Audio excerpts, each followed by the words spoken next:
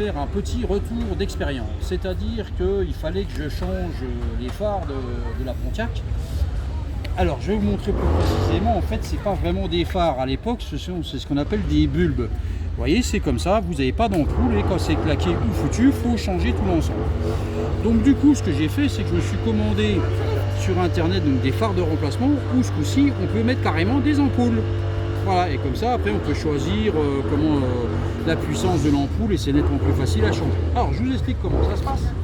C'est-à-dire que chez General Motors, ils vont donner ce type de phare, alors que ce soit rectangulaire ou rond, à toutes les marques du groupe, à savoir évidemment Pontiac, Chevrolet, tous ces gens-là. Donc c'est tout ça, c'est-à-dire que vous ôtez donc, la calandre, et après donc, vous avez, je ne sais pas si on le voit bien sur la vidéo, vous avez un petit cerclage en chrome, et c'est ce cerclage en chrome qui tient le phare.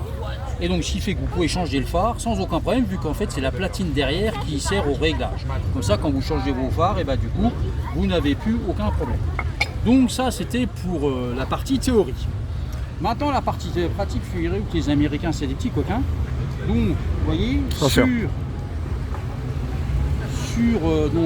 les phares, j'ai que 2 clos. Bon, je suis une buse en électricité, mais un plus, un moins, comme c'est du continu, on se moque un peu, c'est qu'une ampoule. Par contre, sur les codes, comme vous voyez, il y en a 3. Et c'est là que ça se corse. Donc je vous explique. Donc quand j'ai commencé par changer les phares, je les ai rebranchés, ça marche nickel. J'ai rebranché le code là, ça marchait bien. Et quand j'ai voulu brancher le dernier, donc celui côté conducteur, du coup, patatras, à chaque fois que je mettais les codes, les phares se réalimentaient automatiquement, style toute petite lueur.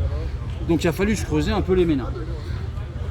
Et comme évidemment vous faites ce genre de choses toujours dans le garage et dans les panneaux, vous ne voyez pas tout. Et je ne me suis pas aperçu tout de suite que donc, les phares avaient donc 2 cosses, les codes 3 cosses avec 3 fils.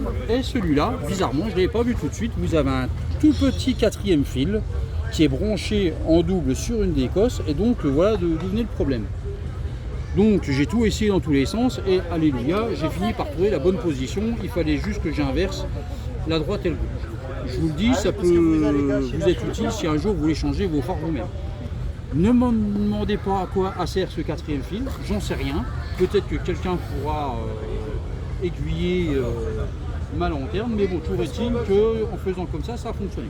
Donc si vous venez à changer vos phares pour des vrais phares en ampoule, surtout regardez bien, comptez vos nombres de fils, et si vous en avez 3 d'un côté, 4 de l'autre, et celui où il y en a 4, il faut inverser les 2 fils sur l'autre.